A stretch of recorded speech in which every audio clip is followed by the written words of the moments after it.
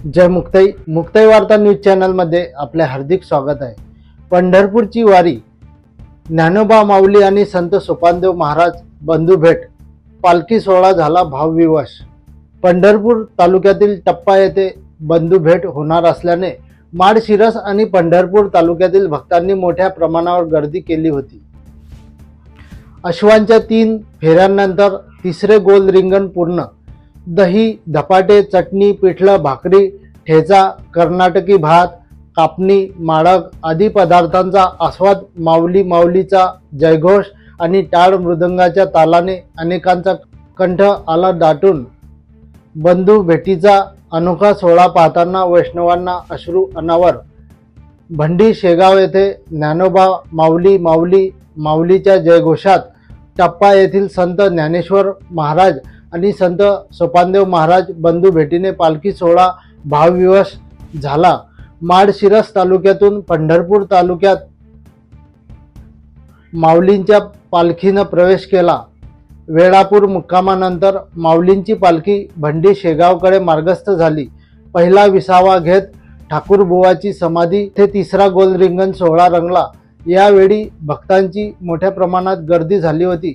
अश्वांच्या 3 फेऱ्यानंतर तिसरे गोल रिंगण पूर्ण झाले।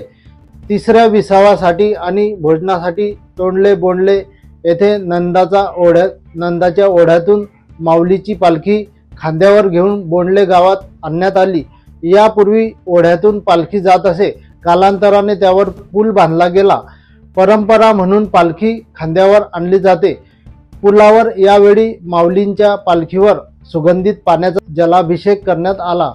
या सोहळ्यात वारकरी भिजण्याचा, स्नानाचा आनंद घेत होते। वैष्णव भजन म्हणत नाचत होते, तर काहींनी फुगड्यांचा घेर धरला होता। दुपारच्या भोजनासाठी बोंडले गाव आणि शेजारील गावातील भक्त माऊलींसाठी नैवेद्य घेऊन आले होते। प्रसाद एकमेकांना वाटप करून भोजन करत होते। दही, धपाटे, चटणी, पिठलं, भाकरी, ठेचा, कर्नाटकी भात, कापणी, माडग आदी पदार्थांचा आस्वाद यावेळी वैष्णवांनी घेतला। श्रीकृष्णाने याच ओढ्यावर गोपाल काला केल्याची आख्यायिका सांगितली जाते। पंढरपूर तालुक्यातील टप्पा येथे बंधू भेट होणार असल्याने माळशिरस आणि पंढरपूर तालुक्यातील लाखो भक्तांनी मोठ्या प्रमाणावर गर्दी केली होती। 5 वाजता माऊलींचा रथ टप्पा येथे आला। काही वेळाने माऊलींच्या रथाशेजारी सोपानदेवांचा रथ येताच माऊली माऊलीच्या जयघोषात श्रीफळ देऊन स्वागत करण्यात आले। बंधू भेटीचा अनोखा सोहळा पाहताना वैष्णवांना अश्रू अनावर होत होते।